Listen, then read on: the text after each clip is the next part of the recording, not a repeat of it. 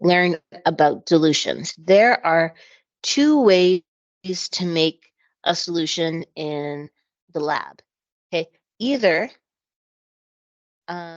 the solute will come in a solid form, it'll come in like a crystal form because it's a salt, or in cases like for acids and bases, they'll come in a very, very concentrated, already mixed form. Um, In this case, just like when we have concentrated juice, we need to dilute it to get the concentration that we want out of our solution.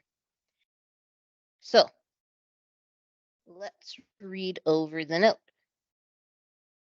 This says, in the course of performing routine laboratory operations, it is not uncommon to have dilute solutions. In other words, to make them less concentrated, we add more solvent. For example, many laboratory chemicals are purchased in the form of concentrated aqueous solutions, right? Concentrated means they have a lot of solute, okay? Because that is the most economical way to buy them. Usually these solutions are called stock solutions and are too concentrated to use for most of purposes that they would be used for in the labs, right? Using very high concentration of acid is very dangerous, right? So usually we dilute them. We definitely dilute them before we let the high school students touch them because um, high school students are not careful in the laboratory. And if you spill acid, it could cause damage to your skin or the laboratory equipment or the floor, the desk, um, acids are highly corrosive. So we would dilute them beforehand.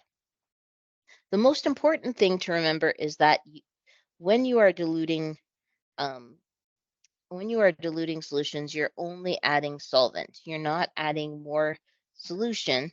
You're only adding usually more water. Okay.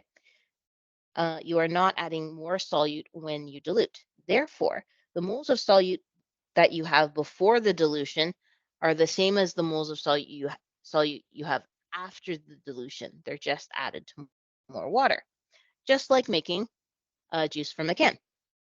So, um, if the moles of solute before the dilution are equal to the moles of solute after the dilution, then that means that the moles of the concentrated solution are equal to the moles of the dilute solution, right? And because moles is equal to concentration times volume, we end up with this formula here, okay?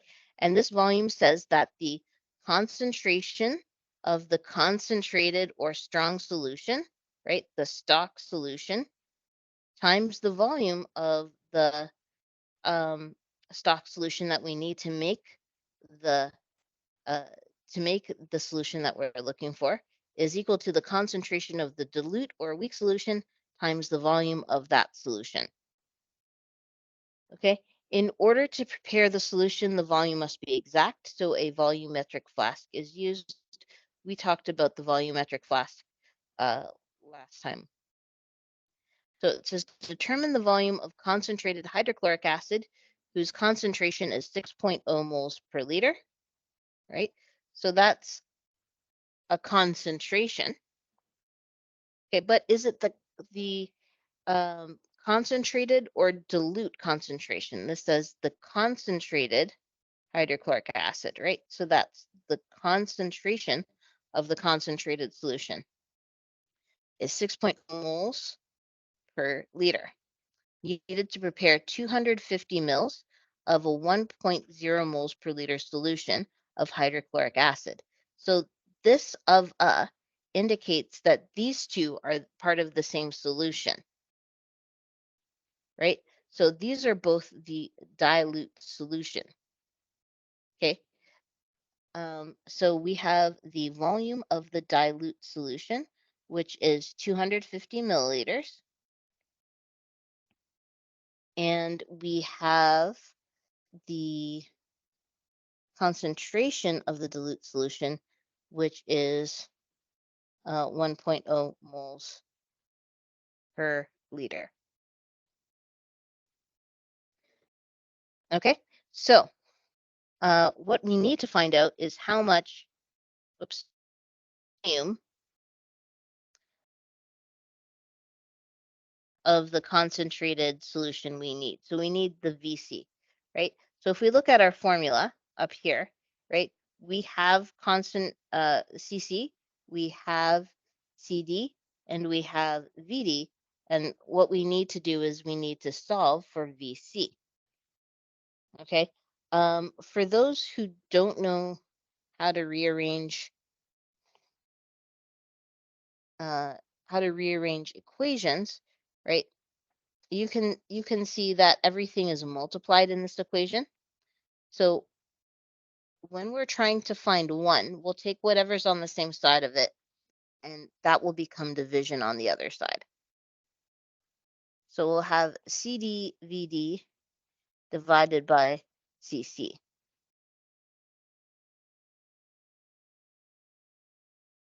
So we're going to use VC equals VD times CD. Actually, it's CD times VD. DD times VD divided by CC. So that is 1.0 moles per liter times 250 milliliters over 6.0 moles per liter. Now, there might be somebody at home who might be screaming at the screen that I need to convert this milliliters into liters because that's what we did last time. But if you'll notice, the moles per liter cancels out with the other moles per liter. So technically, we don't need to do that, right? Just know that your answer will be in milliliters. So if we pop that into the calculator,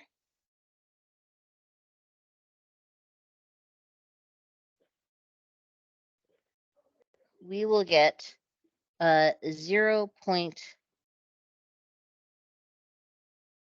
Oh, no, sorry.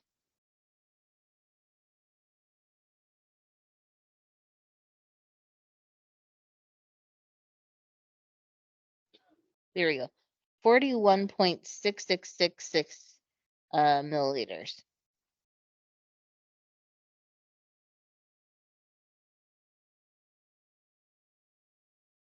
Right? We want to choose something with two significant figures. So I'm going to make this 42 milliliters. That's how much we would need to make this solution. Okay, so on the next page, I have the steps that you would take to make a solution from a stock solution. So if your solution comes pre-mixed, but it's too concentrated, how you would dilute it. So number one, we do the calculations, right? And we find out how much we need. Okay. Then um, we would add about half of the amount of water. So in this case, we needed 100 mils of solution. So this would be about 50 mils. Okay. We add the water before we add the acid because when we dilute an acid, it's very exothermic, meaning it creates a lot of heat. And if you don't add the water first, there's nothing to absorb the heat, and you could make the glassware explode. And we don't want to do that because exploding glassware is bad, and exploding glassware filled with acid is even worse. So we put half of the amount of water in there first. Then we are going to measure out how much of the stock solution that we need, right? Which might be 30 milliliters. Anyway, we're gonna we're going to measure the amount that we need, and we're going to use something called a pipette to transfer the solution, the stock solution, into our volumetric flask, add it to the water, right?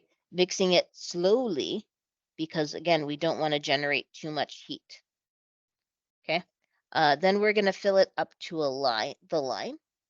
In order to get it very exact, we're going to add the last little bit of water with a dropper.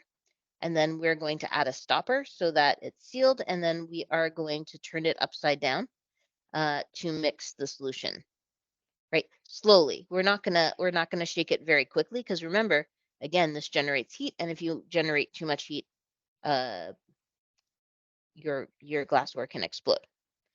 So this is how you make solutions from pre-mixed stock solutions. And there is homework on the next page that you can practice these calculations.